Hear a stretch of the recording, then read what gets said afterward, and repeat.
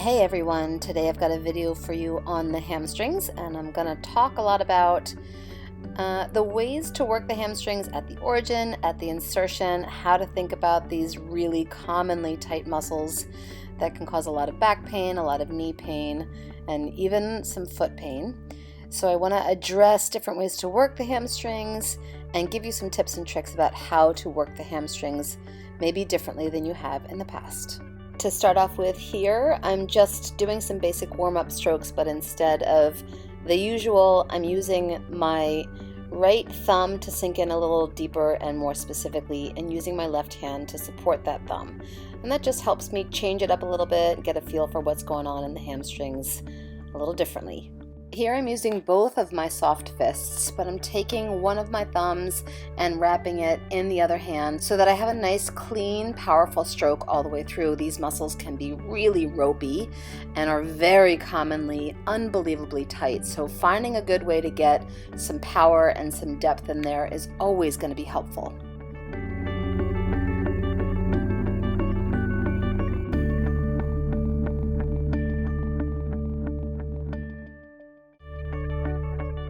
Another really great basic start to working the hamstrings is to focus on the connective tissue that crosses over the popliteal crease. So sinking deeply into the hamstrings with one hand pushing up towards the hip and pulling down across the gastrocs, really stretching out all of that connective tissue.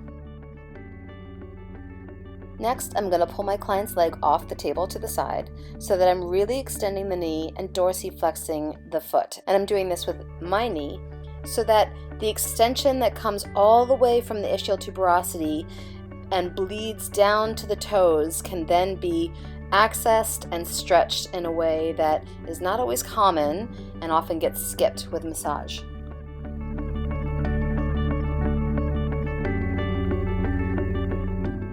Here I've got a different perspective of the same technique, and I'm pushing the foot up with my knee and then using that length to really stretch out the hamstrings and all the connective tissue around it. And I think what's important to note here is that when someone either has plantar fasciitis or an Achilles tendon tear, it can really play a role in how the hamstrings perform. So I want to address the entirety of the back of the leg, and that plays a really big role on how the hamstrings can perform.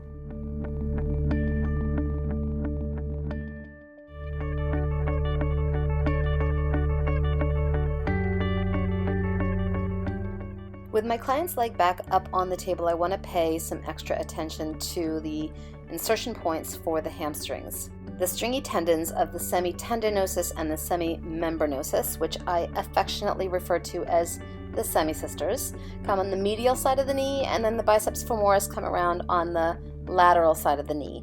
And so I just warm them up first, and then I sink in with my fingers and make sure that I'm really paying attention to how they move and how they react to my work, and then check in about how this is feeling with my client. Oftentimes, just the attention to this area can feel so good to a client with tight hamstrings.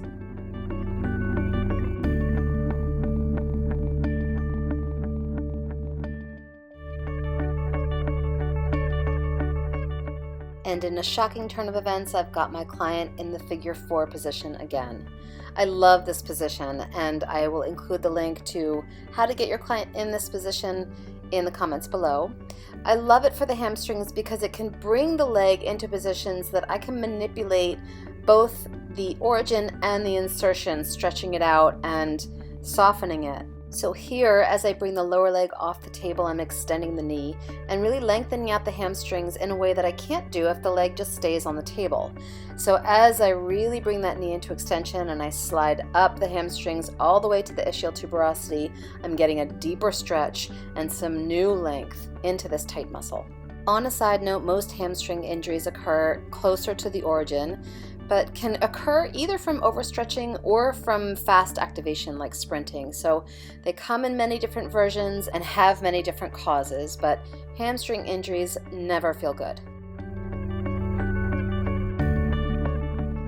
Reason number 2054 that I love the figure 4 position is because it gives me amazing access to the ischial tuberosity which is the source of not just the origin of the hamstrings, but also the attachment site for so many hip muscles, and has a way of being stuck in this tug of war, this push and pull between the glutes and the deeper glute muscles and the hamstrings themselves. With this technique, I've got one hand on the ischial tuberosity and the other hand sinking through the TFL at the front close to the ASIS, and I'm really just shaking the hip. And what this does is starts to loosen up the attachment sites and gives the hip this three-dimensional feeling and recognizes the attachments and the connection it has to itself and all of its surrounding body parts. Focusing more specifically on the hamstrings and the origin, I'm sinking in here and applying a deep friction. So I've found the ischial tuberosity and sinking just inferior to that, really frictioning through. And then once I feel like it's starting to loosen up, I want to encourage crowding that tissue towards that actual bony landmark so that it can start to heal itself and it can start to move in a way that is a lot healthier. After I've done that kind of specific work, I like to come down the leg and just shake out the hamstrings and the quads, everything surrounding the femur, and give it some connection and give it some movement, give it some vibration. This is a really good sports technique, but I like to apply it here as well. For clients who can't go into the figure 4 position or just don't like it, working the origin of the hamstrings can easily be done with the client prone or in side lying, which I have coming up in a future video. Keep your eye out for it. But really you just want to focus on sinking down into the origin and pulling the hip up a little bit as you work. And what this does is it shifts the way that the bones pull up on that origin, on that thick tendon, and as you're sinking down into the tendon itself, it can shift and move and disconnect from any adhesions and start to allow for fluidity from any past injuries, any tension, anything that might be going on. I'm showing alternating perspectives of working from one side of the table or the opposite, just to offer you alternating ideas about how to work.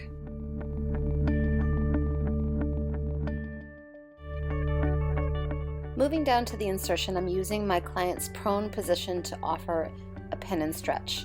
I love this technique, I use it a lot, and I think it's super easy to do here and super effective. So as I bend the knee, I'm bringing the ankle up, I'm sinking into the biceps femoris here in this picture and sliding up as I extend the knee down, letting the foot drop down to the table. And this is a really great way to isolate the biceps femoris if you happen to know that that's where the injury lies or the tension lies. Sometimes lateral knee pain is mistaken for IT band stuff, but sometimes it's actually the biceps femoris, so you want to pay attention to that. Of course, you might want to focus where you find the most tension or where your client is complaining the most pain is, but don't forget the opposite side. So same technique on the medial side here, just as effective, and definitely plays a role in that tug of war on the knee, both medial and lateral. In an effort to address the fact that these muscles medially and laterally rotate the flexed knee, I want to sink in with my client supine, bolster under their knee so the knee is slightly flexed, sinking in with my hands into those attachment sites, into those insertion points. And I'm going to have my client medially and laterally rotate the tibia just a little bit. As I sink in and I have them repeat that action, I can feel those tendons popping out and flexing underneath my fingertips, not my thumbs, but my fingertips. And I'm sinking in as my client performs this action, and as they relax, I sink in even more, create a little friction, and loosen up that attachment site and allow it to move a little bit better.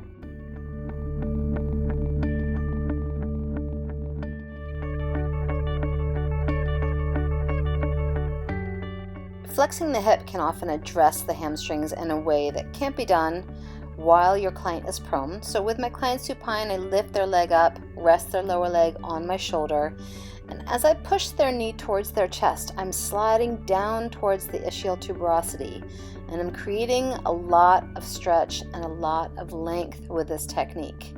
It's a little bit tricky, but you want to make sure that you are sinking in either with a soft fist or an elbow, and as you push the knee up, slide down towards the hip. And what you're doing in effect here is crowding that tissue down towards the posterior pelvis as you give it a stretch. So you're allowing it to move more and retraining it how to move in a healthy way. Creating even more movement, I can do this either passively or actively. Here I'm actively asking my client to extend their knee. So this is obviously going to stretch those hamstrings out even more. And as I push down, not only is it giving the hip more tissue and more fabric with which to move, but it's also stretching out the insertion point and giving the knee a reminder on how to allow the hip to move a little bit better.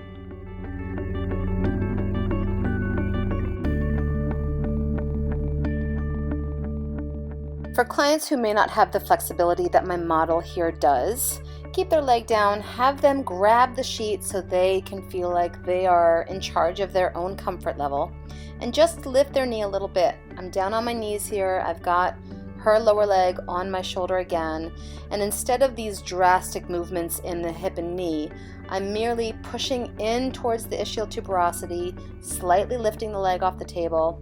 And if I want to at this point, I can then have them extend their knee up and lower their knee down, offering some deep compression and reminding these hamstrings how to move, how to create flow, and how to allow the rest of the leg and the hip, and eventually the whole body, to move fluidly.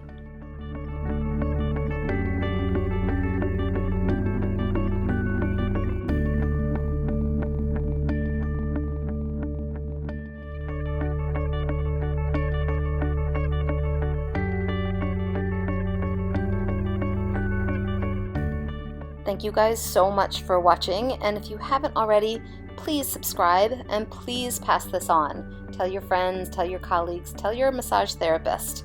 I would totally appreciate it. I've got more tricks and tips to come, so pass it on. Thanks.